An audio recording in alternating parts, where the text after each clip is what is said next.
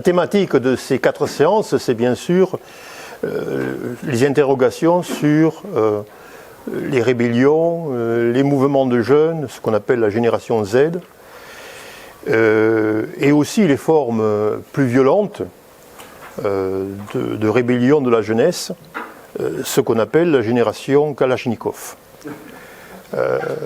Dans le premier cours, qui était une introduction, je vous ai situé cette problématique génération Z ou génération Kalachnikov comme étant une perspective africaine, c'est-à-dire qu'il y a des territoires qui semblent être dominés par la guerre et de ce fait par la participation à la guerre de la jeunesse, voire des enfants. Et d'un autre côté, il y avait cette Afrique, alors au travers des 2 cas déjà étudiés, le Kenya, Madagascar, où la rébellion de la jeunesse prend des formes qui sont contestataires certes, mais plus pacifiques. On est dans ce mouvement de contestation relayé par les médias, relayé par les réseaux d'Internet, qu'on appelle la génération Z. Le cas que je vais étudier aujourd'hui s'apparente, on pourrait dire, aux 2 scénarios. Le scénario Kalachnikov et le scénario génération Z. L'espace étudié aujourd'hui, c'est l'espace de la région des Grands Lacs. C'est-à-dire en réalité une partie de la région des Grands Lacs, puisque toujours pareil, la définition de la région des Grands Lacs est extensible, mais en fait, les pays que l'on connaît, parce que l'actualité souvent dramatique les cite régulièrement, le Rwanda, le Burundi, la République démocratique du Congo au travers de ses provinces orientales, les 2 Kivu, Kivu Nord et Kivu Sud, et j'ai rajouté l'Ouganda. Donc vous avez là une carte, effectivement, où on a une cohérence géographique, du moins aussi géopolitique, qui nous permet d'examiner la question. Génération Kalachnikov, c'est en réalité, et là c'est une anecdote, mais qui est assez intéressante, c'est un anthropologue italien qui s'appelle Luca Jourdan. Les Italiens, les universitaires italiens sont toujours intéressés par la région des Grands Lacs depuis qu'un membre de la famille royale a, à la fin du XIXe siècle, financé des expéditions d'exploration en Ouganda, dans le mont Rwenzori. Donc effectivement, il y a une tradition italienne dans cette région au niveau des études en sciences humaines et sociales. Et donc vous aviez, dans les années 2010, un anthropologue italien qui a voulu travailler sur ces phénomènes de violence des jeunes dans la région des Grands Lacs. Et je l'ai rencontré au retour et à la fin de sa mission, parce qu'il était complètement désabusé. Il était venu à Nairobi, il a dit « bon, j'arrête de travailler parce que c'est au-dessus de mes forces ». Il avait vu beaucoup de choses, mais en fait, à chaque fois, il y avait une montée aux extrêmes qu'il supportait mal. Et il a dit « bon, je vais tenter de surmonter ce qui était un petit peu un traumatisme en écrivant ». Et donc il a écrit un ouvrage qu'il a intitulé « Génération Kalachnikov », qui est un ouvrage édité en Italie, qui n'a pas été diffusé. Maintenant, il va être diffusé, il va être traduit en français et en anglais. Mais c'est un ouvrage qui, bon, du moins c'est le premier à avoir dit, voilà, on a un phénomène de montée en puissance de la jeunesse, mais qui prend des formes très violentes, s'apparentant à la guerre, à une guerre à outrance, à une montée aux extrêmes. Alors ça, c'est le point de départ, c'est-à-dire en réalité, c'est cette réflexion sur la violence, essentiellement dans la partie occidentale, c'est-à-dire la RDC, de la région des Grands Lacs. Alors c'est une problématique qui est assez classique, c'est-à-dire que là, dans l'histoire, la sociologie ou les sciences politiques concernant la génération Z ou les jeunesses, on est toujours confronté à 2 images. L'image du casseur, la génération Kalachnikov, donc une jeunesse qui brise la société et qui même dans son radicalisme va au-delà, on pourrait dire, des aînés, et une image beaucoup plus positive, celle qui est inspirée par les événements récents, d'une jeunesse qui certes conteste, mais qui s'apparentent à des faiseurs de société. Donc on est dans les deux situations, on pourrait dire, antinomiques, sont présentes dans la région des Grands Lacs et sont présentes aussi en Afrique. C'est-à-dire qu'on est toujours pareil. L'analyse bipolaire est facile, mais elle cache une complexité qu'il faut prendre en considération. Mais disons qu'on est dans une situation. Alors, je l'ai résumé au travers de deux images caricaturales. Comme toujours elles le sont, donc il faut un petit peu les dépasser. L'image des enfants soldats ou des jeunes soldats, hein, l'image que vous avez à votre gauche, qui est une image récurrente quand on parle de l'Afrique, même si le phénomène des enfants soldats ne se limite pas à la région des Grands Lacs, et l'autre image très rassurante des lauréats. Et là aussi, c'est quelque chose qui est assez fréquent. Et il y a en Afrique une volonté de promotion sociale de la part des jeunes et de leur part de leurs parents, qui se concentre sur ces fameuses grandes manifestations de fin d'année où on délivre les diplômes avec la dimension théâtrale nécessaire, donc les toges, les toques, les cérémonies, les fêtes. Donc on est devant une situation, on pourrait dire, complexe, d'une jeunesse qui est à la fois dangereuse et d'une jeunesse qui est un ferment d'avenir, un élément d'espoir et d'avenir. Alors, pour étudier cette question, j'ai suivi un plan qui est assez classique. C'est que dans un premier temps, un petit peu à l'image de ce que j'ai fait précédemment, je vais observer comment ces jeunes se situent, comment cette jeunesse se situe dans ce contexte géopolitique, politique, social et culturel de la région des Grands Lacs. Dans un deuxième temps, je verrai comment les jeunes tentent de répondre avec des stratégies qui sont des stratégies de survie. Et enfin, dans un troisième temps, c'est celui qui m'a le plus motivé dans mes recherches, c'est de voir comment cette jeunesse, qui, comme nous le verrons, perturbe, on pourrait dire, est un élément de perturbation, peut être aussi un élément de régénération, de renouvellement politique. Et donc, dans un domaine, dans une série d'images qui seront relativement négatives, je conclurai non pas sur un élément d'espoir ou d'espérance, mais une note positive, c'est-à-dire une jeunesse qui peut participer, dans certaines circonstances et pour certains pays, à une amélioration collective. Alors commençons par la première situation, on pourrait dire assez complexe, d'une jeunesse qui est piégée. Alors, elle est piégée dans un espace que l'on représente ici par cette carte. C'est une carte de 2012, mais on pourrait l'actualiser, il n'y aurait pas tellement de changements. La région des Grands Lacs se présente, c'est presque caricatural, mais en fait c'est la réalité, comme des foyers de densité très élevée, voire de surpopulation, que vous avez représentés par ce vert foncé, et des zones d'habitat limitées, dispersées, mais qui sont des zones de richesse, en fait, dont les sous-sols regorgent de richesse. Ça, c'est le premier élément qu'il faut avoir en tête quand on essaie de comprendre ce qui se passe dans cette région. C'est la mitoyenneté entre des foyers démographiques qui sont sur les hautes terres autour des lacs, qui correspondent au pays du Burundi, au Rwanda, une partie du pays de l'Ouganda, une partie de la RDC, du Kivu, et des éléments, on pourrait dire, des capacités de développement qui malheureusement ne sont pas exploités, au contraire sont exploités, mais justifient les dérives guerrières.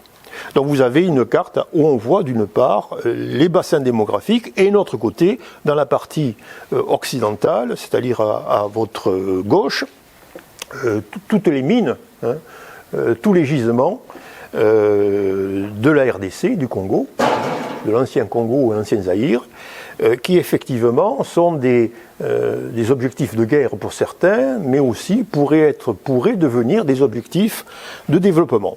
Si ce n'est que la jeunesse présente n'a pas accès à cette richesse. Alors, vous me dire, c'est une banalité, malheureusement, mais c'est un fait qui est, on pourrait dire, qui est très troublant. C'est-à-dire que, en tant qu'historien démographe, j'ai toujours la tentation de dire, voilà, ce qu'on dit, c'est juste, une jeunesse piégée, mais est-ce qu'on peut vraiment mesurer le phénomène? Eh bien, on peut le mesurer. C'est l'âge au mariage. L'âge au mariage dans la région des Grands Lacs, alors, le Burundi, c'est 24 ans, le Congo, c'est 26 ans, l'Ouganda, c'est 24 ans, le Rwanda, c'est 24 ans, je parle de l'âge au mariage des hommes, est très élevé. Ce qui n'est pas courant, en fait, en règle générale, la poussée démographique se traduit, on pourrait dire en termes démographiques, par un âge au mariage plus précoce. Ce qui n'est pas le cas là. Donc le blocage, quand je dis jeunesse bloquée et piégée, c'est bien une jeunesse, c'est-à-dire des cadets sociaux qui ne peuvent pas se marier.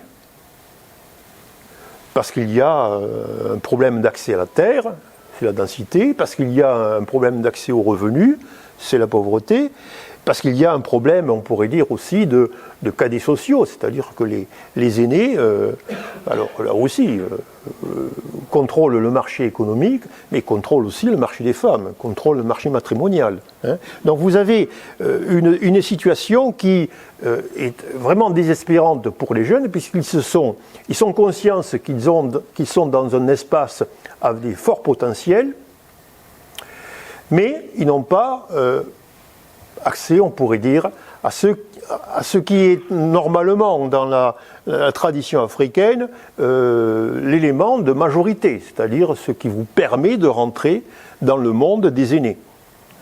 Donc vous avez là cette situation de cadets sociaux, alors j'ai utilisé ce terme pour le Kenya et aussi pour le Madagascar, cette situation des cadets sociaux qui est beaucoup plus intense et agressive pour les principaux intéressés que dans les autres pays voisins. Autre particularité de ces fractures dans la région des Grands Lacs, la situation économique. La situation économique et la situation, on pourrait dire, l'urbanisation. Alors la situation économique, effectivement, on est pour les 5 pays que j'ai étudiés, là, c'est-à-dire les 4 pays, l'Ouganda, le Rwanda, le Burundi et la RDC, on a des indices économiques, alors le fameux indice qui permet de visualiser non pas uniquement les capacités économiques, mais aussi les capacités sociales, culturelles, c'est-à-dire ce qu'on appelle l'indicateur de développement humain, IDH. Cet indicateur prend en considération des indicateurs démographiques, prend en considération des indicateurs économiques et prend en considération des indicateurs culturels. Donc si vous voulez, mesure le niveau de vie, le niveau de santé, le niveau de vie, le revenu, le niveau de consommation et enfin les capacités d'accès à l'école, d'accès à la presse, ou ainsi de suite. Or, cet IDH, pour les 4 pays étudiés, est très bas. C'est-à-dire que les économies, même si, effectivement, on va faire des distinctions entre la partie congolaise et le Rwanda, qui semble s'en sortir un petit peu mieux, ou l'Ouganda, et la partie burundaise, même si on fait ces distinctions et si on tient compte de ce différentiel, il faut savoir que nous avons des économies qui sont des économies très fragiles, qui n'ont pas la capacité de redistribuer comme dans des sociétés voisines. Je pense au Kenya, par exemple, où effectivement, l'État, même la Tanzanie, l'État a les capacités financières de redistribuer en termes de sécurité sociale, d'accès à l'école, des offres, on pourrait dire, basiques, mais qui, dans ces 4 pays, ne sont pas réalisées, ou du moins pas pour la totalité de la population. Autre élément intéressant, c'est la ville. La ville est de tout temps, ça c'est les historiens urbanistes, les historiens qui travaillent sur le fait urbain mettent en évidence, la ville c'est un espace de liberté, c'est un espace de promotion, c'est un espace où les jeunes peuvent se réaliser, peuvent se faire exploiter, mais peuvent aussi se réaliser. Donc, jeunesse et ville, il y a là une relation qui est assez étroite. Et donc, là aussi, c'est une région où la ville n'est pas importante, ou pas aussi importante que ce qu'on entend. C'est-à-dire que les taux d'urbanisation sont légèrement entre 20 et 40% selon les pays. Et donc vous avez des villes qui... Alors vous avez une photo, c'est Kigali, qui sont des villes très belles, très structurées, très ouvertes, très propres, mais qui n'abritent qu'une partie de la population. Donc les jeunes sont... Alors ceux qui sont en ville sont acceptés, mais ceux qui ne le sont pas, l'accès à la ville n'est pas possible pour cette jeunesse dans ces pays. Ou alors, deuxième photo, c'est la photo de Bukavu. Bukavu qui est une ville de l'est de la RDC, du Kivu Sud. Des villes qui sont des villes refuges, où effectivement il y a des exilés, des réfugiés, des déplacés. Et donc l'offre, on pourrait dire, urbaine dans ces pays n'a pas la capacité de ce qu'on retrouve ailleurs, même si cette offre est minimale ailleurs. Mais par exemple, effectivement, l'élément de protection, l'élément de redistribution des ressources ou de redistribution des formations n'est pas assuré par les villes. Avec un différentiel qu'il faudra et qu'on mettra à chaque fois en évidence, qui est le différentiel de l'Ouganda, du Rwanda, qui les deux pays ont tout de même des capacités et des résultats en termes économiques et en termes d'urbanisation beaucoup plus élevés. Donc une jeunesse qui est piégée en termes économiques, qui n'a pas de revenus, et qui est un petit peu piégée dans ses déplacements et dans son projet, on pourrait dire, de promotion, qui est porteur, en fait, qui existe dans toute jeunesse. Le troisième élément qu'il faut prendre en considération quand on aborde la région des Grands Lacs, voilà. C'est en réalité ce que certains appellent malaise dans la civilisation, c'est-à-dire l'impact des guerres civiles, des massacres et des génocides dans cette région. Ça, c'est l'élément déterminant en fin de compte. Tout ce que j'ai dit précédemment, on le retrouve dans d'autres pays africains. Qu'une jeunesse soit bloquée, qu'une jeunesse soit piégée par une croissance qui n'est pas nécessairement urbaine. Alors, en revanche, le fait majeur dans cette région, et c'est de l'ordre du traumatisme, c'est l'importance des guerres civiles et des massacres génocidaires ou des génocides ou des massacres de masse qui caractérisent l'histoire récente de ces 4 pays. On pense bien sûr au Rwanda, mais c'est aussi le cas du Burundi, c'est aussi le cas des provinces orientales de la RDC, c'est-à-dire les Kivu, et aussi de l'Ouganda. Alors pour vous donner une image de l'impact de ces violences qui ont commencé dans les années fin des années 80 et ont duré et durent, dans le cas de la RDC, ils durent encore aujourd'hui,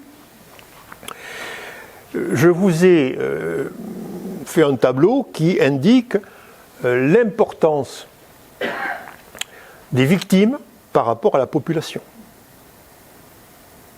L'importance des victimes par rapport à la population, c'est dans les différents cas examinés, c'est-à-dire au moment de l'indépendance, ça commence, puis dans les années 70 au Burundi, puis dans les années fin 80, 93 au Rwanda, 94 au Rwanda. Dans ce tableau, je n'ai pas mis l'Ouganda, c'est 81, 87. On a des niveaux de mortalité qui sont de l'ordre de 10, 15, 20% de la population.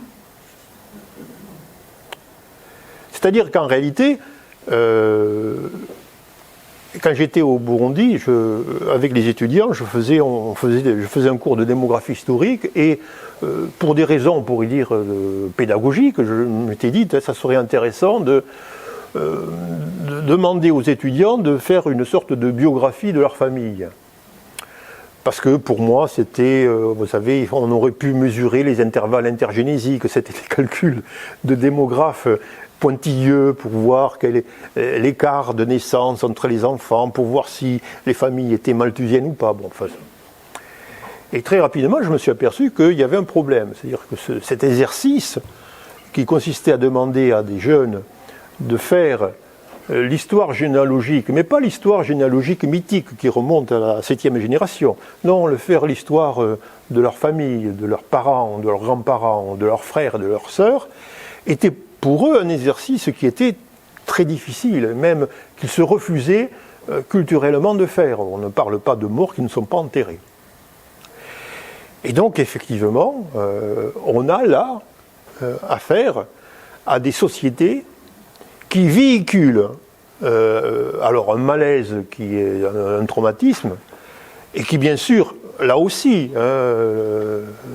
est plus ou moins important. C'est-à-dire que toujours pareil, on a l'impression, bon, on parle surtout du Rwanda parce qu'il y a le génocide contre les Tutsis, mais on parle moins peut-être du Burundi, et on parle moins de la RDC, du Congo, où les violences de masse, depuis l'indépendance jusqu'à nos jours, se prolongent. Donc vous voyez très bien que les jeunes sont, on pourrait dire, des réceptacles de cette émotion collective, de ce traumatisme collectif. C'est-à-dire que les jeunesses malgaches, les jeunesses kenyanes, ont certes des problèmes d'accès aux revenus, ont certes des problèmes de promotion individuelle, ont certes des problèmes qui sont liés au pouvoir des aînés, qui les contrôlent au travers du mariage, au travers du revenu. Mais dans le cas que nous étudions, c'est-à-dire aujourd'hui, c'est-à-dire la région des Grands Lacs, s'ajoute cette pesanteur traumatisante d'une violence extrême, qui n'est pas épisodique. C'est-à-dire qu'on pourrait se dire, mais alors, cette violence extrême, on l'a connue en France en 14-18. C'est pareil. Où dans chaque famille, effectivement, on pouvait compter ses morts. Mais on était dans une situation qui était une situation, on pourrait dire, exceptionnelle. Là, c'est une situation qui dure. Et qui dure encore plus dans les esprits parce qu'effectivement, il y a la peur que le scénario se reproduise. Donc ça, c'est un élément important. L'auteur que l'on recommande à chaque fois, c'est Jean-Pierre Chrétien, donc je vous ai mis quelques références, parce qu'effectivement, on est là dans une singularité exceptionnelle, puisque ces phénomènes de violence, alors, ne sont pas cantonnés à un seul pays, sont quasi-générales et pèsent, bien sûr, dans le devenir des jeunes, parce que même si ces jeunes sont de la génération des survivants, et encore, ce n'est pas le cas au Congo, même si ces jeunes sont dans la génération des survivants, ils sont au travers de leur famille, au travers de leur communauté, au travers de leur clan, au travers de leur lignage, ils sont un petit peu prisonniers de cette pression. Alors, pour vous montrer l'importance du phénomène, je peux même m'arrêter sur le cas du Rwanda. On avait, je vous en ai parlé, puisque c'est un petit peu la raison pour laquelle j'ai opté pour ce type de cours, on avait travaillé sur enfants et jeunes ordéliens en Afrique de l'Est, et donc effectivement, il y avait l'Ouganda, il y avait le Burundi, il y avait le Rwanda, il n'y avait pas la RDC, mais on fait ces choses-là. Et on avait des collègues rwandais qui avaient travaillé sur cette question de l'impact du traumatisme. Et il y en avait un qui était allé très loin, même, qui était allé au-delà, on pourrait dire, du discours autorisé sur les violences et les massacres, et qui nous avait fait un tableau de l'impact du génocide contre les Tutsis et de la guerre civile qui a suivi, parce que bon, ça c'est une histoire en deux temps qu'il faut prendre en considération. Et il avait présenté un tableau qui était, tout simplement, il avait travaillé sur les orphelins. Donc il y avait les orphelins du sida, là aussi, ça se rajoutait. Il y avait les orphelins du génocide contre les Tutsis, il y avait les orphelins de la guerre civile, il y avait les orphelins qui vivaient dans des ménages dont les chefs de ménage étaient des enfants. Et il arrivait, alors c'était en 2008, vous allez dire c'est passé, mais pour montrer l'impact, il arrivait à une comptabilité qui était que 10% de la population rwandaise en 2009, population qui devait tourner autour de 10 millions, était composée d'orphelins. Donc ça, c'est un élément qu'il faut aussi prendre en considération. C'est-à-dire qu'on n'est pas dans une situation, on pourrait dire, classique, hein, d'une jeunesse qui n'a pas accès, mais d'une jeunesse qui a été brisée. Alors, toutefois, il faut apporter une petite distinction qui est importante. Cette région des Grands Lacs est une région qui, en réalité, au-delà des densités de peuplement qui font apparaître des terres hautes, des rives littorales lacustres peuplées, ensuite des hinterlands, des espaces dits peuplés, il y a aussi un autre élément qui est important, c'est que d'un côté, on a des régimes politico-militaires qui ne sont pas des États faillis, c'est-à-dire qui organisent leur population, qui sont des États, et qui ont le pouvoir de police et militaire et administratif d'un État. Bon. C'est le cas de l'Ouganda, c'est le cas du Rwanda, c'est le cas aussi du Burundi. La particularité, c'est que ces trois pays, alors qui sont dans la partie orientale de la région des Grands Lacs, ces trois pays sont dirigés par des régimes, alors on peut les appeler des démocratures, c'est-à-dire des régimes autocratiques, autoritaires, qui se parent d'une certaine démocratie. Bon, sont des régimes qui sont des régimes militaires, issus de rébellions qui ont été victorieuses. Museveni, c'est une rébellion, d'ailleurs une rébellion qui se veut démocratique, mais qui est aussi basée sur une alliance ethnique, parce que l'Ouganda est un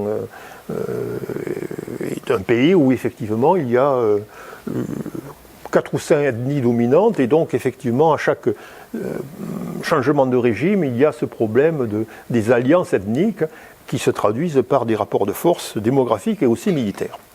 Donc Museveni, Kagame, c'est le président du Rwanda actuel, et Ndayishimiye, c'est le président du Burundi actuel. Vous avez les trois photos, mais nous avons affaire à des régimes militaires qui sont des régimes qui, pour la communauté internationale, sont respectés, si ce n'est respectables. C'est-à-dire qui ont la capacité au moins de défendre, d'organiser, de protéger leur territoire, même si les moyens font défaut. Et de l'autre côté, dans la partie congolaise, eh bien, vous avez cette carte. Regardez cette carte, c'est en réalité des milices.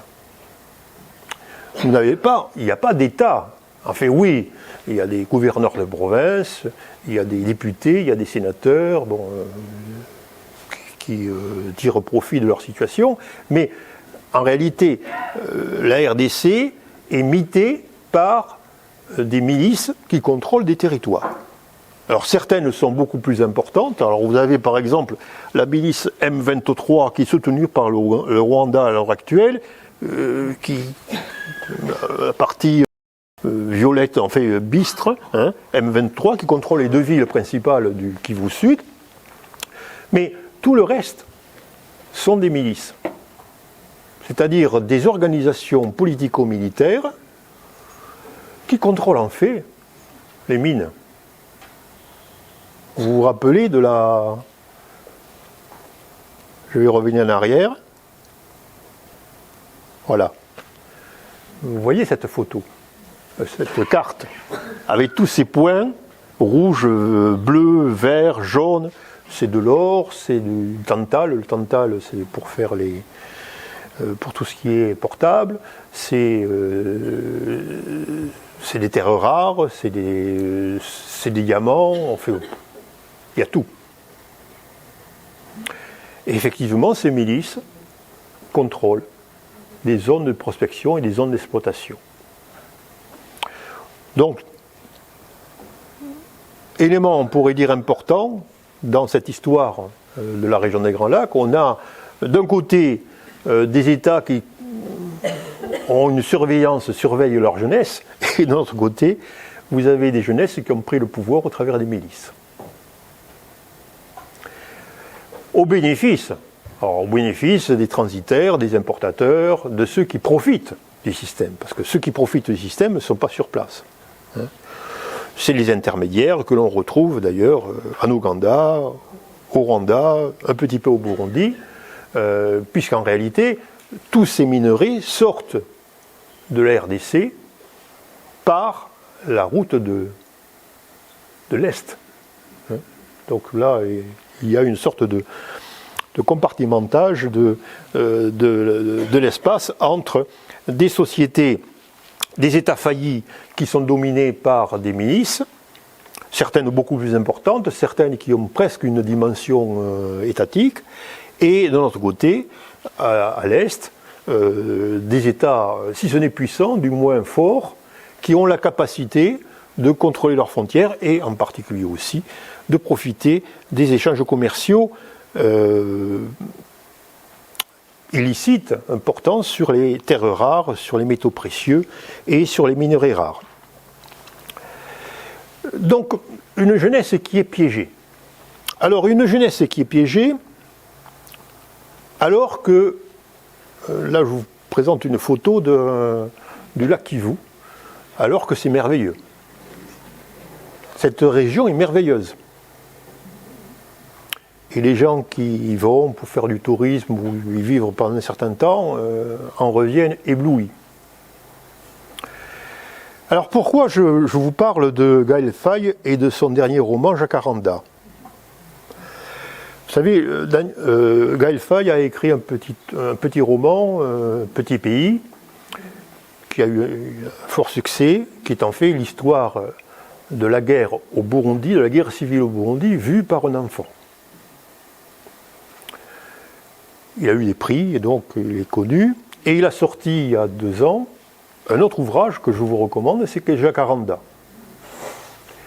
Et là, c'est intéressant pour notre propos, parce que Jacaranda, c'est un roman. Alors, on va dire, le roman, c'est pas la réalité, oui, mais c'est construit à partir de la réalité. Et le décor est intéressant.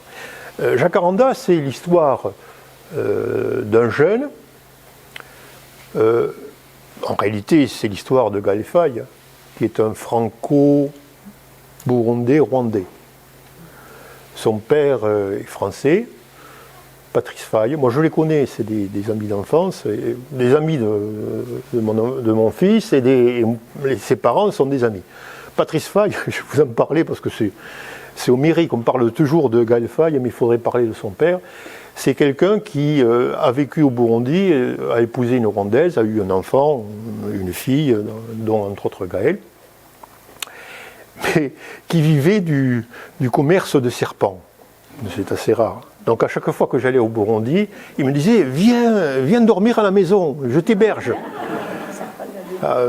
Dormir dans une chambre où il y a une vipère du Gabon, même dans une cage qui te regarde avec des yeux parce que c'est son futur 4 heures, ça m'avait découragé. Mais vous voyez, le père est à la hauteur du fils, ou le fils est à la hauteur du père. Revenons à Jacaranda. Alors Jacaranda, c'est un moment très intéressant. C'est presque vers la fin du roman, où ce jeune franco-rwandais revient à Kigali, découvre le Kigali post-génocide dans les années 2000, qui se reconstruit avec de l'espérance, mais qui porte dans toutes les mémoires familiales ces cicatrices très profondes du génocide, d'avant le génocide, après le génocide. Et il y a un passage qui est très intéressant. Il y a un passage très intéressant, si les gens l'ont lu, moi c'est un passage qui m'a un petit peu ému, parce qu'effectivement, Gaël Faye écrit très bien, mais aussi dévoile très bien les problèmes de la population rwandaise.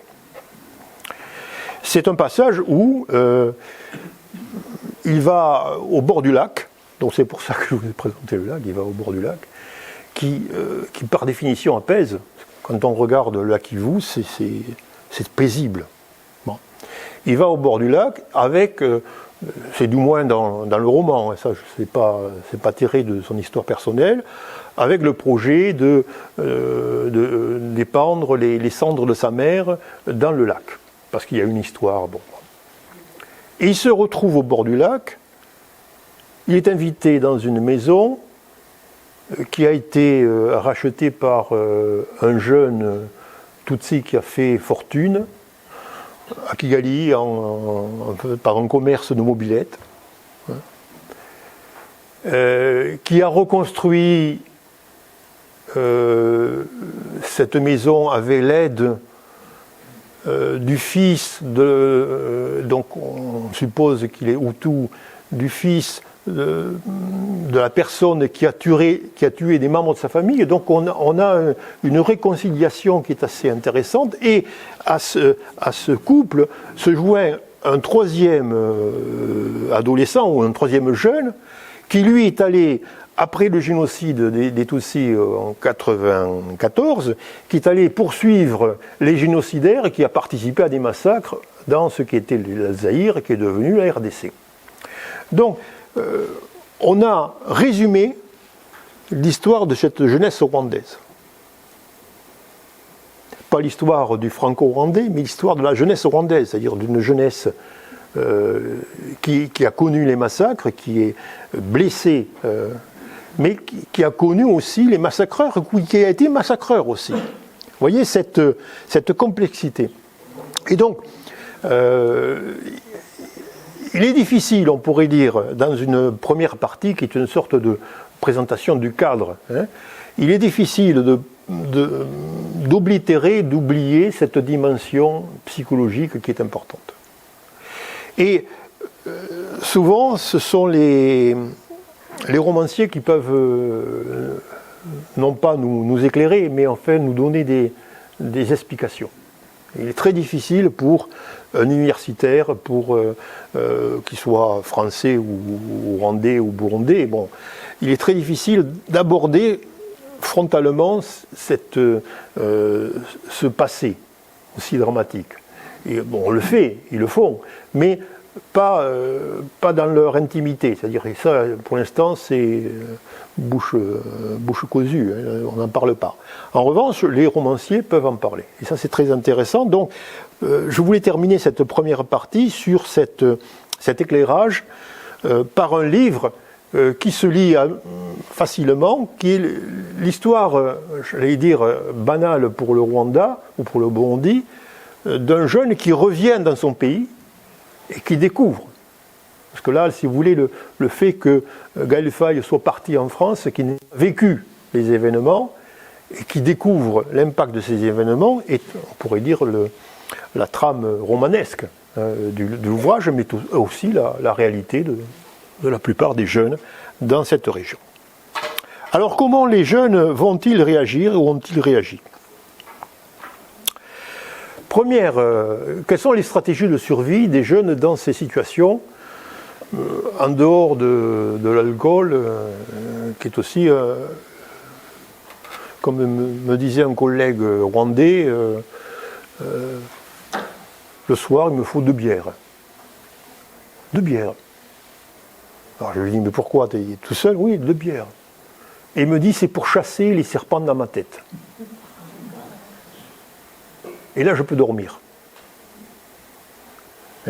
Donc, un collègue qui a fait sa formation en France, qui est professeur d'université, qui est reconnu, il n'y a pas de problème.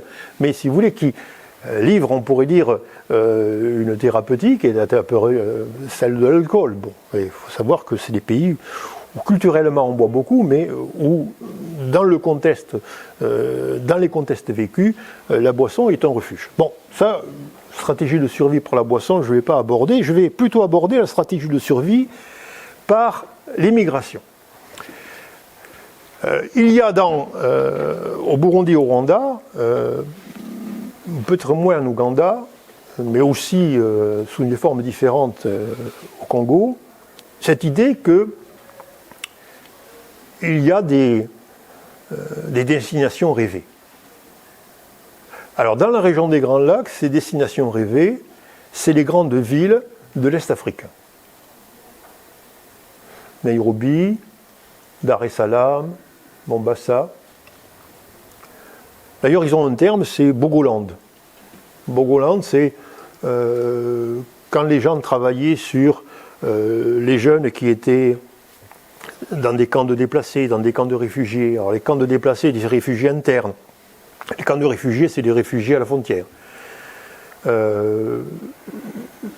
Les autorités de ces camps faisaient tout pour éviter que les jeunes partent, alimenter des courants migratoires qui étaient clandestins. Mais en fait, ils n'arrivaient pas à freiner ce phénomène parce qu'il y a toujours chez les jeunes cette idée que l'avenir sera meilleur. Alors bien sûr, en Europe, au Canada, oui c'est le Canada, l'avenir, l'objet paradisiaque de beaucoup de ces jeunes, c'est aller au Canada. Parce que le Canada est une société ouverte, et d'autant plus ouverte aux francophones, parce qu'effectivement, il y a un problème d'équilibrage des immigrants au Canada qui fait qu'on émigre beaucoup plus facilement. D'ailleurs, peut-être que dans un siècle, les Hutus et Tutsis, Burundais, Rwandais se battront au Canada, mais pas en Afrique. Donc, fuir. Fuir vers les villes et atteindre, on pourrait dire, cette dimension cosmopolite. C'est-à-dire là, je fais référence à une étude que je vous ai déjà citée, c'est-à-dire une jeunesse qui est un petit peu prisonnière entre ce qu'on appelle la vision cosmopolite, c'est-à-dire sortir du pays, embrasser le monde, ou alors une vision autochtone, c'est-à-dire au contraire interne, se réfugier dans la culture, les traditions, les références, les identités territoriales, claniques, locales. Là non, la stratégie c'est sortir.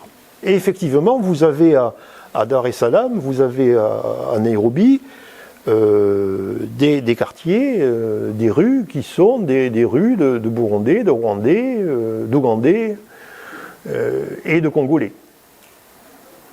Effectivement, mais c'est une stratégie qui est, en fait, qui d'ailleurs, dans l'histoire, est assez connue. C'est-à-dire que durant la période coloniale, il y a eu des migrations saisonnières, c'est-à-dire beaucoup de Burundais, de Rwandais allaient travailler dans les plantations, dans les mines, de ce qui est devenu la Tanzanie, de ce qui est devenu le Kenya, ou de ce qui est devenu l'Ouganda, voire de ce qui est devenu la RDC, en fait, le Zaïre.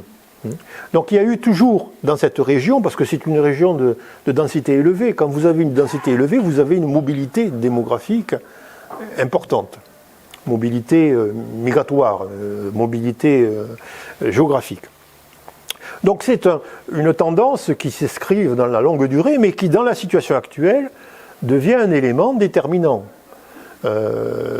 Sauf que l'avenir n'est pas aussi radieux que les jeunes l'espèrent. C'est-à-dire que dans ces villes de l'Est africain, ils sont devenus une main-d'œuvre appréciée, mais d'autant plus appréciée qu'elle n'est pas syndiquée, qu'elle n'est pas protégée, et qu'elle prend tous les métiers, tous les petits métiers que les Ougandais, les Tanzaniens ou les Kenyans ne veulent plus faire.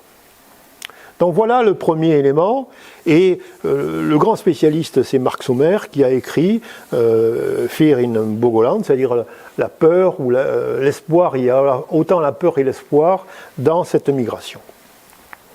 Deuxième possibilité pour les jeunes, et là, facteur dominant, les jeunes vont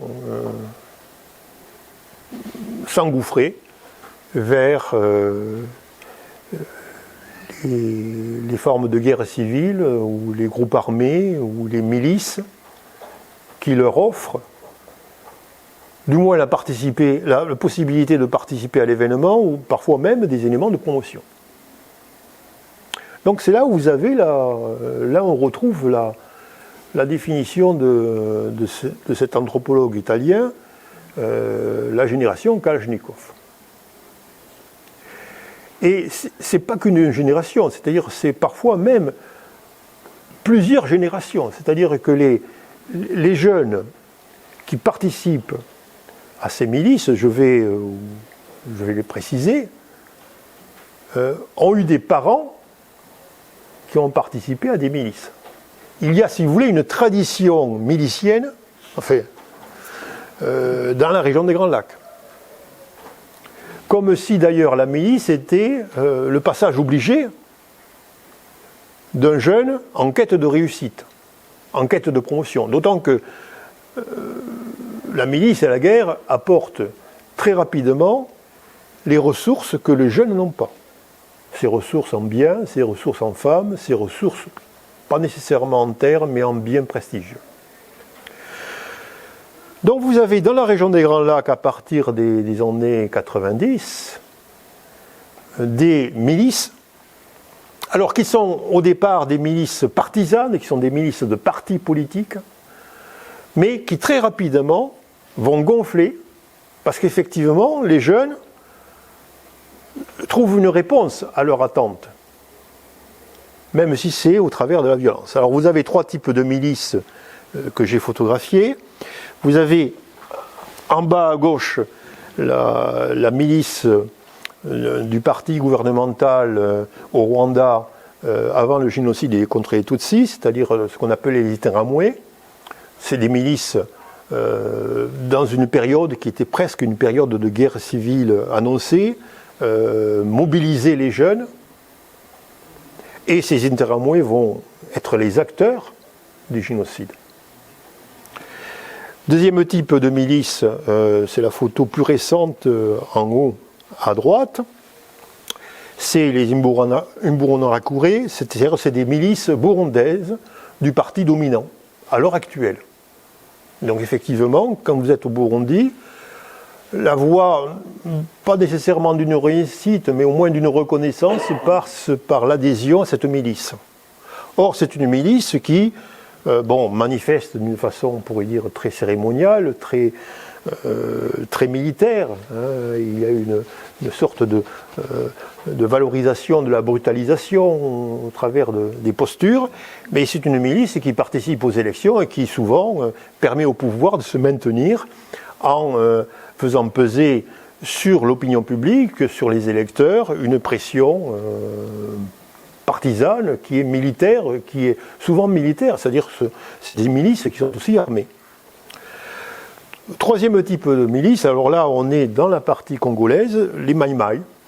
Alors les Maïmaï, c'est des jeunes, des milices communautaires, à l'intérieur on pourrait dire de chaque ethnie qui compose la mosaïque de la population congolaise, il y a des milices.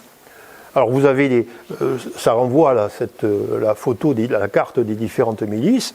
Alors les Maïmaï sont des milices qui sont moins organisées que les précédents parce qu'effectivement, ils s'inspirent, en fait, ils se relient à une vieille tradition de rébellion. Donc il y a des rituels magiques, toute une série de pratiques qui consistent à se protéger contre les balles. Donc c'est l'histoire de Maïmaï, ça fait référence à l'eau sacrée qui bénit le guerrier. Donc vous avez là, alors à partir des années, la fin des années 80, au début des années 90, on voit la jeunesse dans la région des Grands Lacs se mobiliser. On aurait pu rajouter l'Ouganda, c'est la même chose. Où effectivement, on est dans un contexte dit démocratique où il y a une confrontation entre partis, la possibilité pour les jeunes d'avoir la reconnaissance que leurs parents et l'État économique ne leur accordent pas. La reconnaissance est terminée. Cette mobilisation des jeunes dans la guerre, elle peut aussi elle peut aussi prendre des formes qui sont des formes de stratégie militaire. C'est-à-dire les pouvoirs politiques, ou les hommes politiques, les partis politiques ont compris dans les années 90, 2000, et ça continue,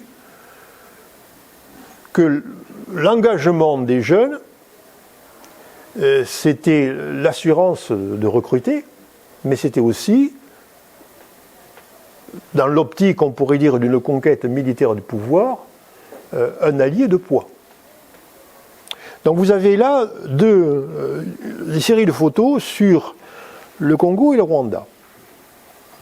Alors commençons par le Rwanda, parce que chronologiquement, la jeunesse qui se mobilise derrière le FPR, c'est-à-dire le parti qui conteste le pouvoir à l'époque, avant 1994, le parti du président actuel, le FPR, qui est le président actuel Kagame, ce sont au départ des jeunes.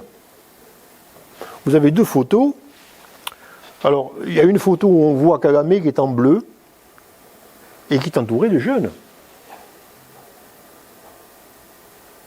De jeunes qui viennent souvent, des Tutsis qui viennent du Burundi, du Rwanda, mais surtout de l'Ouganda, qui participent à une guérilla de type fauquiste, c'est-à-dire un foyer de guérilla qui va alimenter une guerre.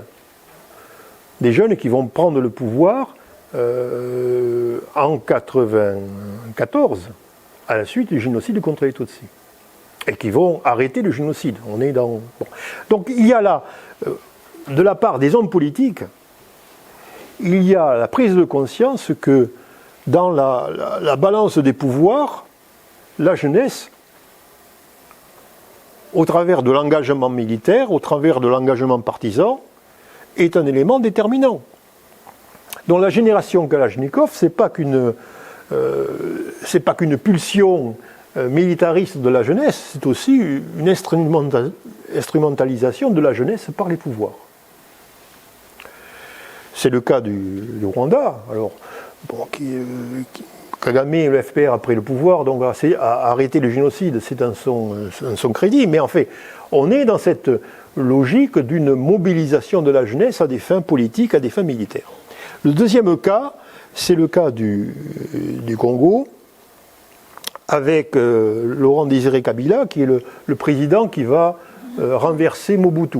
Et donc c'est lui qui sort gagnant de la guerre, la première guerre dite continentale du Congo en 96-97. Et vous le voyez là, il est devant une troupe, et devant, dans le cas congolais, c'est les Kadogo. Les Kadogo, c'est les enfants. Donc, autant dans le cas rwandais, on avait une rébellion qui était souvent d'ailleurs, les premières troupes venaient des universités. C'était des étudiants qui s'étaient engagés, qui avaient pris le maquis. Autant dans le cas du Congo, on a l'usage, on pourrait dire classique, des jeunes, mais aussi des enfants soldats, les Kadogo, qui vont d'abord conquérir Bukavu ou Goma, c'est-à-dire l'est à l'époque c'était le Zaïre, le RDC, et qui vont ensuite marcher sur Kinshasa. Donc on voit très bien qu'il y a là une histoire qui est une histoire, on pourrait dire importante, c'est que ces guerres sont alimentées, ravitaillées par les jeunes, voire les très jeunes, ou les enfants, ou les adolescents, et participent, on pourrait dire, à ce que j'ai présenté précédemment, c'est-à-dire ce mitage de la RDC avec différents groupes de pression, avec différentes milices qui contrôlent les territoires, qui au-delà du territoire, ou disons en deçà des territoires, contrôlent des mines.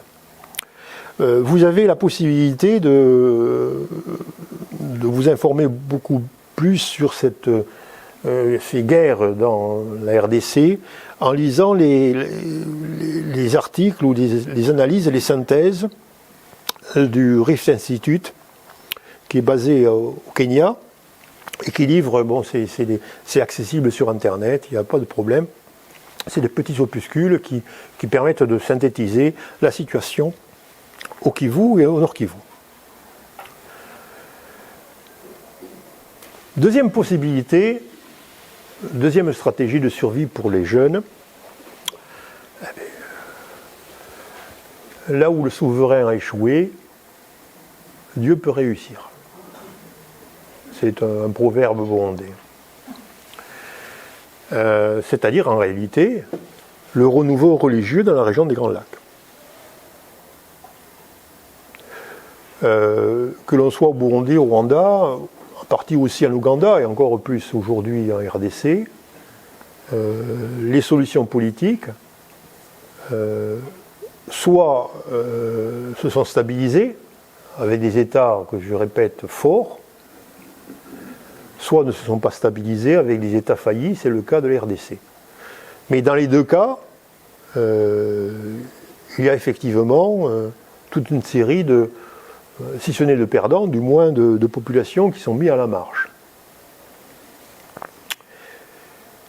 En dehors du fait qu'on a toujours ce que j'ai appelé le malaise, c'est-à-dire qu'en réalité, ce qui s'est passé il y a 10-20 ans, voire 30 ans, dans le cas rwandais ou burundais, ou ougandais, ou ce qui se passe depuis un certain temps en RDC, c'est des fractures qui sont intériorisées dans les populations. Donc là, effectivement, là, ce qui se passe, et c'est un phénomène général, ce qui se passe dans les sociétés, c'est le retour du religieux. Donc, là où le souverain a échoué, eh Dieu peut réussir. Le retour du religieux dans toutes ses composantes, dans toutes ses églises catholiques, qui étaient dominantes, protestantes, luthériennes, mais aussi le renouveau évangéliste, les born again, qui s'intègrent très bien dans cette stratégie de renaissance. Donc le phénomène est général, ce n'est pas uniquement la jeunesse. Le phénomène est général parce qu'effectivement, les politiques n'apportent pas, même quand ils réussissent à moitié, c'est le cas du Rwanda, c'est le cas de l'Ouganda, où, je répète, on a des États forts qui assurent un minimum à leur population. Même dans ces cas, effectivement, l'espérance du politique, l'espérance même pour le devenir démographique est remis toujours en cause. Donc là, le phénomène est général. Mais ce qui est intéressant, c'est de voir que dans ce renouveau religieux, les jeunes jouent un rôle important. Alors, d'une façon qui est assez... Alors, à l'occasion de travaux collectifs, je m'étais intéressé à la question, d'une façon qui est assez originale. Généralement, la pratique religieuse, ou plutôt l'obédience religieuse, elle est familiale. Donc on est catholique, on est protestant, ou on est... troisième religion, j'oublie le nom. Bon. On hérite de la famille, du sang, de l'ethnie, de la tribu, du clan, du lignage et de la religion. Sauf que ce qu'on observe depuis un certain temps, c'est que les jeunes ont un choix différent. Alors, un collègue qui avait travaillé avec nous, un collègue suisse, disait, bon, il avait caractérisé ça comme le butinage religieux, c'est-à-dire les jeunes vont, comme une abeille qui butine, vont voir dans les différentes religions ce qui est intéressant. C'est-à-dire que là, on est dans une stratégie de recomposition, on pourrait dire individuelle, même s'il y a des structures institutionnelles comme les églises. Mais celles qui passent souvent par la réussite des petites communautés. Alors, genre communauté Emmanuel, bon, je vous ai photographié deux communautés. Hein. C'est des petits groupes qui sont des groupes de prière, qui sont des groupes d'entraide, qui sont des groupes presque de thérapeutie collective, mais où les jeunes, garçons et filles, souvent post-adolescents, c'est-à-dire entre 16 et 24 ans, participent. Avec d'ailleurs une suspicion, parce que bon, les pouvoirs, les parents, les aînés, voient un petit peu mal cette façon d'appréhender les choses, ou du moins d'avoir des pratiques religieuses. Souvent d'ailleurs, dans ce butinage religieux, les jeunes ont une pratique qui est conjoncturelle, c'est-à-dire que c'est ce qu'on a vu dans nos enquêtes, c'est que bon, ils sont catholiques, ils ont été baptisés, je prends le cas, hein, puis ils vont participer ils vont participer à une communauté de prière. Alors ces communautés de prière sont, alors le terme par exemple au Burundi et au Rwanda, c'est les Muryango. Muryango, c'est en réalité presque, c'est le clan, c'est la communauté. C'est un terme très, très générique qui renvoie à des références traditionnelles. Non, ils vont participer à des petites communautés où ils reçoivent une écoute, une entraide. Parfois, ils participent à une sorte de rédemption collective.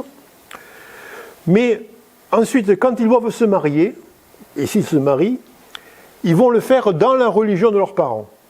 Vous voyez ? Donc, Donc, vous pouvez avoir des catholiques qui deviennent évangélistes, baptistes, parce qu'effectivement, souvent, ces communautés sont d'inspiration évangéliste, mais qui, au moment, on pourrait dire, des actes officiels du mariage, vont suivre une pratique religieuse qui n'ont pas la leur, mais celle de leurs parents.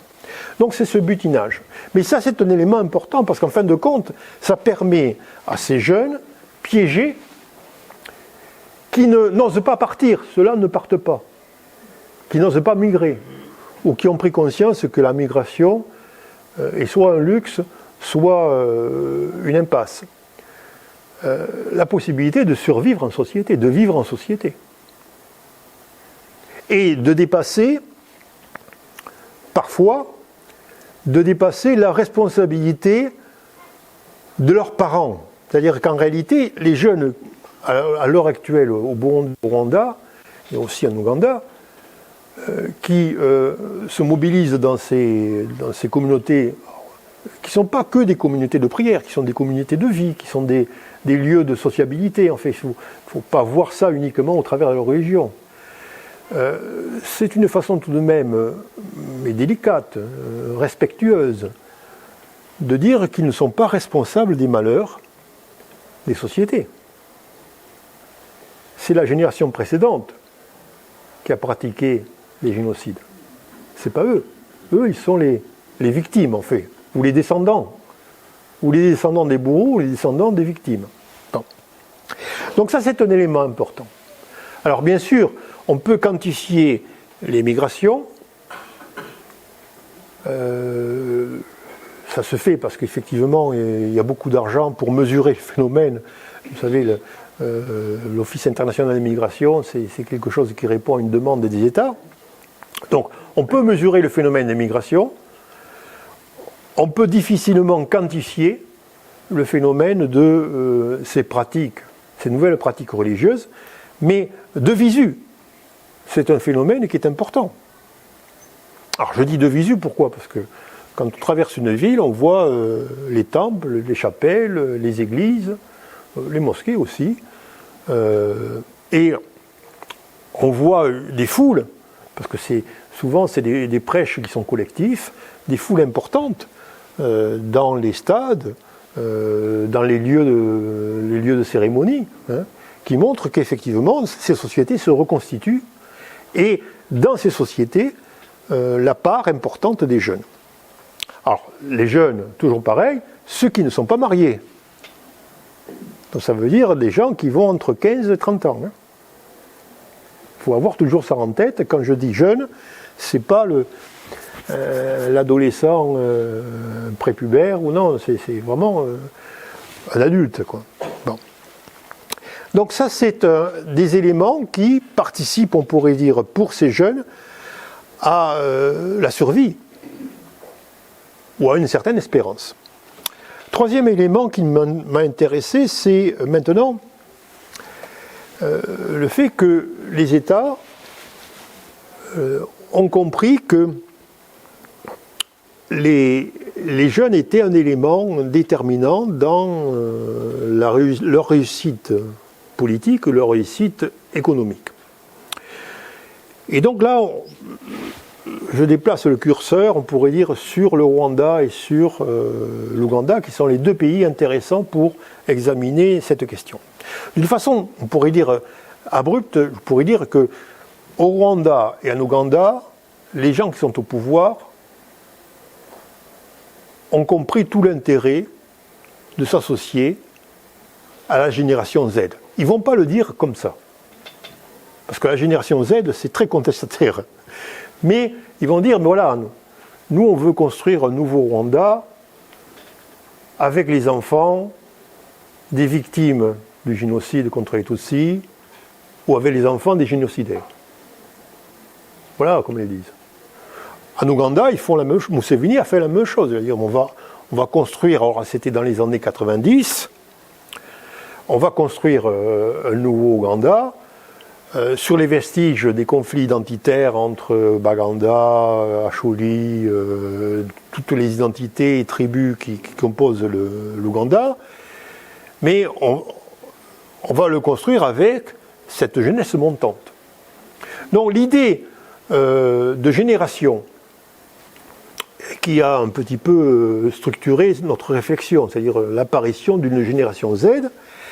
Il faut savoir qu'il y a des hommes politiques dans cette région, et plus précisément dans deux pays, le Rwanda et l'Ouganda, qui ont compris tout l'intérêt, mais un intérêt vital en termes de construction dans l'avenir, non pas un intérêt à court terme, pour gagner les élections ou vous prendre le pouvoir, ce que nous avons vu, mais un intérêt, on pourrait dire, structurel. Alors commençons par le Rwanda. Le Rwanda est un petit peu, quand on essaie de comprendre le Rwanda, on peut faire une analogie avec Israël. Analogie qui est vite faite par les victimes, puisque bon, le génocide contre les Tutsis s'apparente pour eux à la Shoah. Donc il y a une communauté de destin et une communauté de victimes. En revanche, il y a hérité de l'histoire cette situation d'un petit territoire. Le Rwanda, c'est 2 provinces françaises, c'est 16 millions d'habitants, lui, c'est le pays qui est piégé dans un environnement qui est hostile. Donc il y a au Rwanda ce sentiment d'être un peuple assiégé. C'est pour ça que j'ai dit que ça pourrait s'apparenter à ce qui se passe en Israël. Et donc l'idée qui apparaît dès que le FPR prend le pouvoir, c'est-à-dire dès qu'il arrive au pouvoir, alors effectivement en 1994, mais d'une façon beaucoup plus évidente en 1998 quand Kagame devient président, l'idée c'est de se fortifier, de s'armer et d'armer la jeunesse. Donc la première solution, elle est mécanique, c'est-à-dire que c'est des pouvoirs qui vont jouer la carte de l'armée, pas de la façon souverainiste comme dans le Sahel, où on voit l'armée, où on voit les paracommandos défiler devant les caméras de télévision, non, plus subtil, mieux fait, hein, en organisant la jeunesse.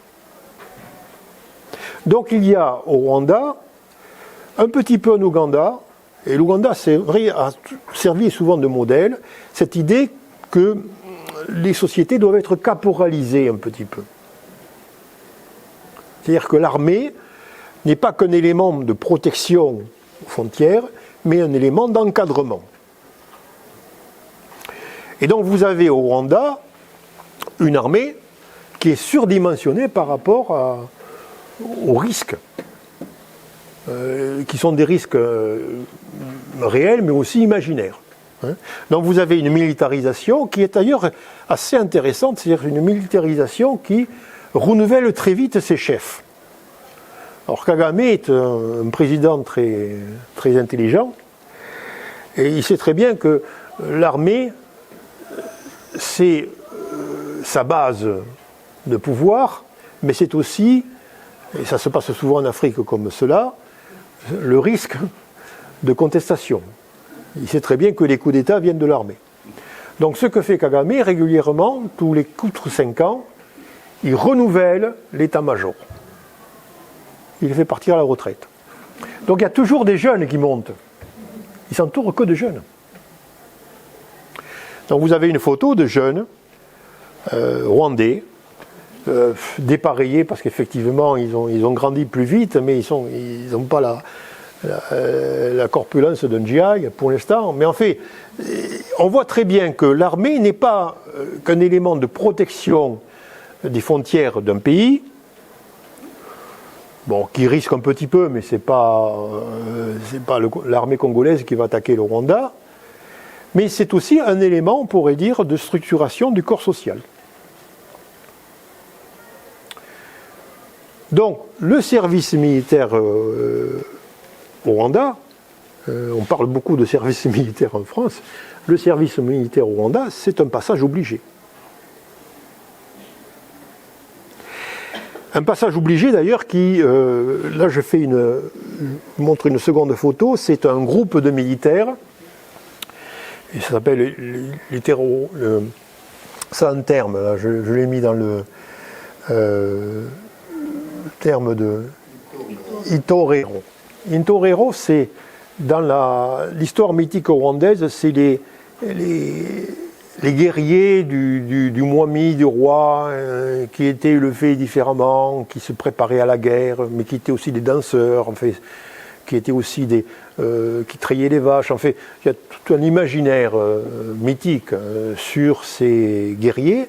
Mais là, on n'est plus dans, même si la référence mythique est encore cultivée, on est dans un scénario différent, c'est-à-dire en réalité, c'est toute une classe d'âge, c'est des cohortes qui passent à l'armée, qui passent dans le service social et qui participent dans ces camps d'été, qui sont des grands camps, ou des grandes messes, on pourrait dire collectives, qui forgent une nation.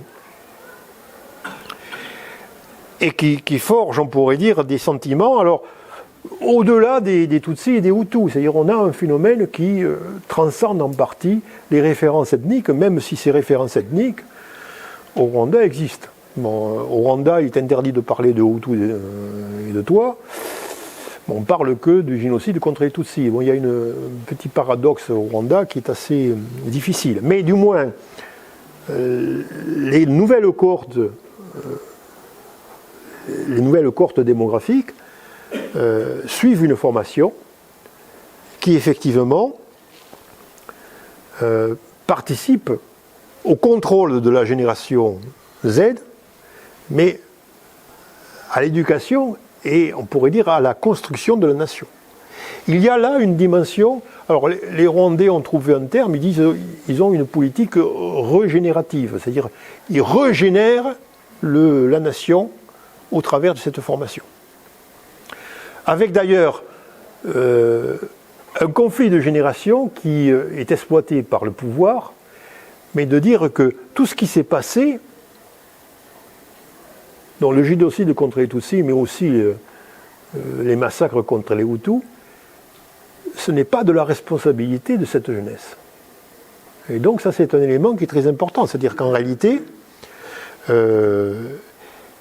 cette construction de la nation en enrôlant la jeunesse,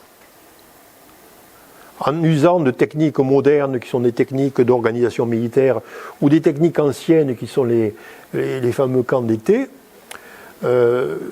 cette voie permet à la société de surmonter le passé on pourrait dire, en écartant la génération des fautifs. Donc c'est, même si une partie de cette génération est au pouvoir, mais ça c'est le paradoxe. Autre choix intéressant du Rwanda, alors là c'est assez intéressant parce que ça montre la vision stratégique du pouvoir rwandais. on peut contester son autoritarisme, on peut contester sa duplicité. Bon, mais là, il y a des choses assez intéressantes. Quel est le calcul que fait le pouvoir rwandais? Il peut être résumé dans un terme, le dividende démographique. Alors je vous rappelle le dividende démographique. Le dividende démographique, c'est de dire, voilà, en termes économiques, les pays qui ont décollé, et c'est souvent le cas de pays asiatiques, ont su profiter de leur dividende démographique. La Corée du Sud, Singapour, la Malaisie. Bon. Modèle très suivi par les Rwandais. Ça veut dire qu'en réalité, il y a une situation démographique assez originale où on a une classe d'âge entre 15 et 30 ans très importante qui va bénéficier et qui va profiter à la société.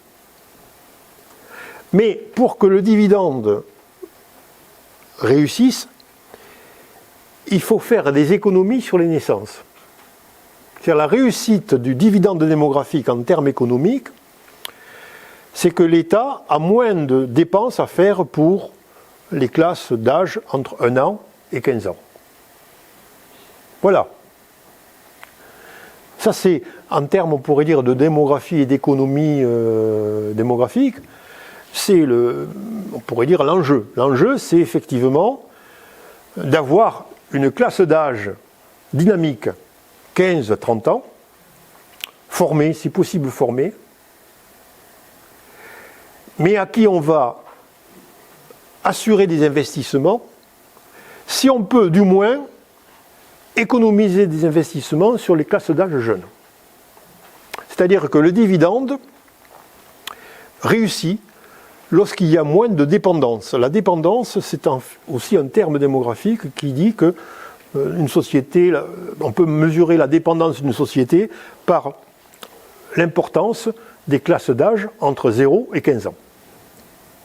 Moins il y a d'enfants, mieux on peut s'occuper des jeunes. Alors en termes de politique publique, ça se justifie. C'est-à-dire qu'en termes d'investissement, moins on a d'enfants, moins on investit dans les écoles primaires, dans la santé publique, plus on peut investir dans le soutien à la jeunesse. C'est ça l'enjeu, on pourrait dire, de la politique rwandaise. Deuxième, donc, la politique rwandaise voit dans les 15-30 ans, non pas la génération de l'avenir, ça c'est le discours politique récurrent dans toutes les sociétés, mais le maillon fort de la réussite économique. La réussite économique étant de faire du Rwanda un petit Singapour africain. Bon, c'est très ambitieux, mais ça se défend en termes des premiers résultats. L'autre idée de cette politique de régénération et de renouvellement, c'est Internet. C'est-à-dire comment toucher cette classe d'âge, comment former cette classe d'âge en utilisant Internet.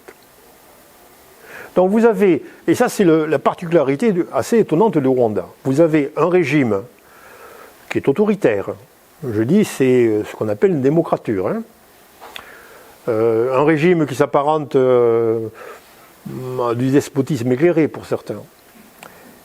Un régime qui voit l'avenir peut-être dans le marché intérieur africain et donc l'accès aux ressources minérales du Congo, ça c'est possible, mais aussi qui voit l'avenir dans la construction d'une économie de services à l'échelle du bassin intérieur de l'Afrique.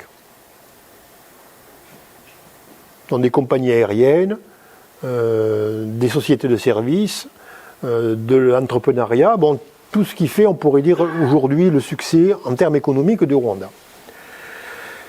Ceci ne peut se réaliser que si vous avez des financements importants. Alors l'aide internationale joue, le fait que la population jeune est mieux traitée que la population des enfants, ça c'est aussi un élément. Mais l'autre élément, c'est que Internet au Rwanda fonctionne très bien. Donc vous avez les couvertures Internet du Rwanda, couverture presque 90%, accès, bon, ça s'apparente au Kenya si vous voulez. Les chiffres d'Internet au Rwanda s'apparentent à ceux du Kenya. Et donc vous avez un régime autoritaire qui apparaît pour certains comme policier, mais qui a compris que Internet n'était pas qu'un moyen de contester le pouvoir, génération Z, mais au contraire un moyen de renforcer l'économie et de ce fait le pouvoir. Et donc vous avez une multiplication de réseaux sociaux, de sites sur Internet, qui aident les jeunes, qui forment les jeunes. Bon, la progression d'Internet au Rwanda est presque optimale. C'est même... ça fait un certain temps que je ne suis pas allé, mais en fait, à première vue, c'est des choses qui sont étonnantes. Donc là, vous avez des politiques publiques qui jouent la carte de la jeunesse. Peut-être aussi que derrière ce calcul de politique publique, il y a un calcul de politique tout court. Les jeunes sont aussi la catégorie des électeurs la plus importante. Parce que nous avons des régimes militaires, autoritaires, mais qui passent par des procédés électoraux. C'est-à-dire que c'est quelque chose d'assez étonnant en Afrique. Les régimes autoritaires, y compris les dictatures, ont toujours fait des élections. C'est un truc étonnant. Il y a des élections, même si c'est à 90% ou 99% pour le pouvoir, il y a toujours des élections. Il y a une démarche démocratique qui s'impose même dans les régimes les plus autoritaires et les plus exclusifs. Donc, on pourrait dire que c'est à la fois un calcul économique, un calcul politique et un calcul politicien. Dans le sens où, effectivement, cette jeunesse sera le soutien du pouvoir et elle est le soutien du pouvoir. Même si les aînés ont été les victimes, même si les aînés ont été les bourreaux, en fait, bourreaux et victimes au Rwanda se retrouvent de chaque côté. Deuxième étude de cas, l'Ouganda. Ah, je vais tenir l'heure. Alors l'Ouganda, c'est différent. Mais c'est différent, et là aussi, l'Ouganda, il y a un enjeu, c'est de contrôler la génération Z. Alors, c'est différent du Rwanda, parce que l'Ouganda, on est toujours pareil dans une démocrature, mais où la démocratie est tout de même d'une façon formelle, mieux respectée.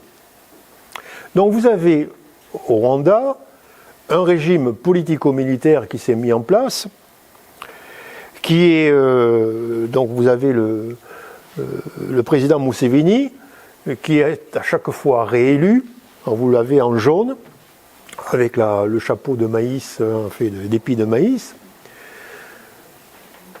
qui est à chaque fois réélu, mais qui se trouve à chaque fois devant un concurrent.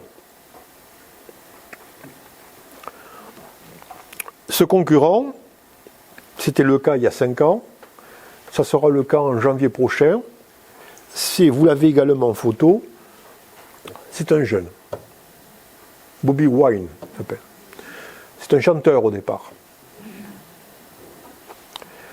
Donc, dans le cas de l'Ouganda, on a un scénario qui est, on pourrait dire, à mi-chemin entre le scénario rwandais, c'est-à-dire d'un pouvoir fort qui veut contrôler la jeunesse, par des techniques de communication et par Internet, et le cas kényan où on a une confrontation démocratique à période régulière, c'est-à-dire lors des élections générales tous les 5 ans.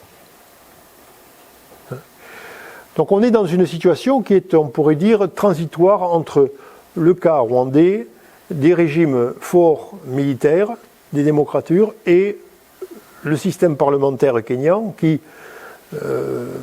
tant bien que mal, fonctionne sur un principe de concurrence démocratique entre partis.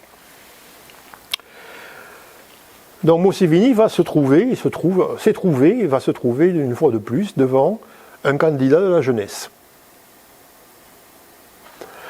Alors je ne sais pas comment ça va se passer, donc la mobilisation est en cours, hein. Les élections c'est début janvier, donc je vous demande d'écouter les informations.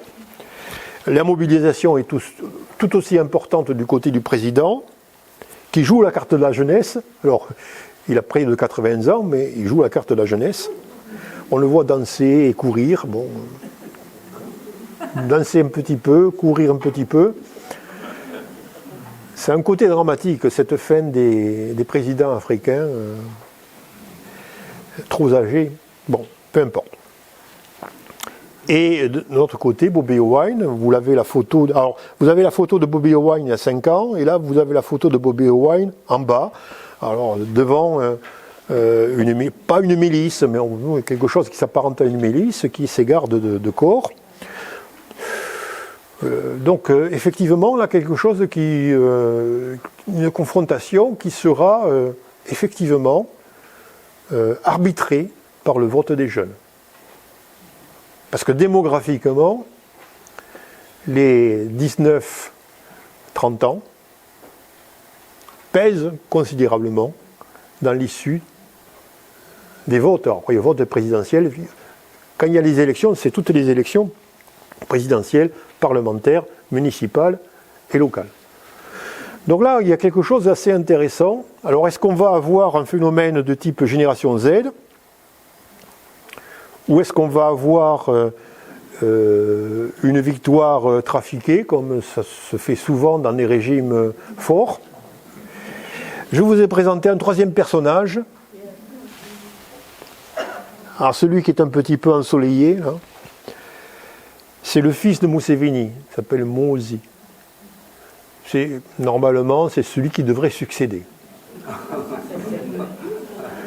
Mais il faut qu'il y ait des élections.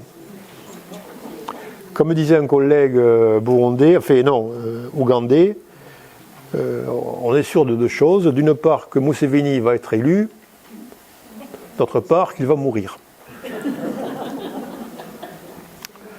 Alors, c'est un côté dramatique. Pourquoi ? Parce que on vient de vivre un épisode dans le pays voisin de la Tanzanie, où on a une présidente qui a faussé toutes les élections, qui a emprisonner ses opposants politiques. Donc on a, oui, comme quoi il faut toujours se méfier des femmes, en politique. Non, mais c'est catastrophique pour l'image de la femme en Afrique. C'est un régime autoritaire qui a faussé les élections et qui a réprimé, il y a eu des milliers de morts. On en a parlé très peu, effectivement, parce que le blackout a été bien fait. Mais ce scénario est le scénario tanzanien, qui est craint, peut se dérouler une fois de plus en Ouganda. Et ceux qui seront la victime de ce scénario, c'est les jeunes.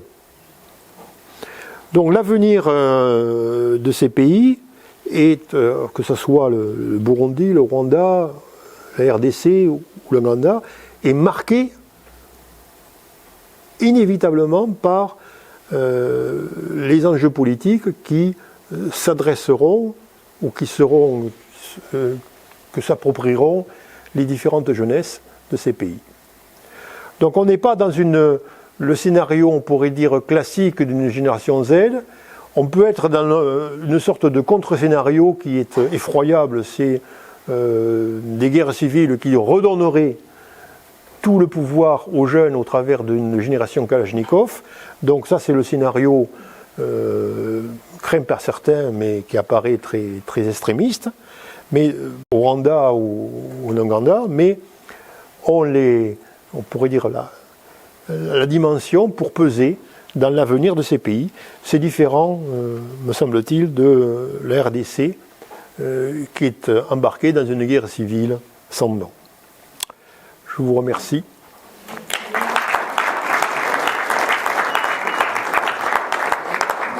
Si cette vidéo vous a plu, vous pouvez nous rejoindre à l'Université du temps libre de Tarbes et de Bigorre à l'adresse utl-tb.info.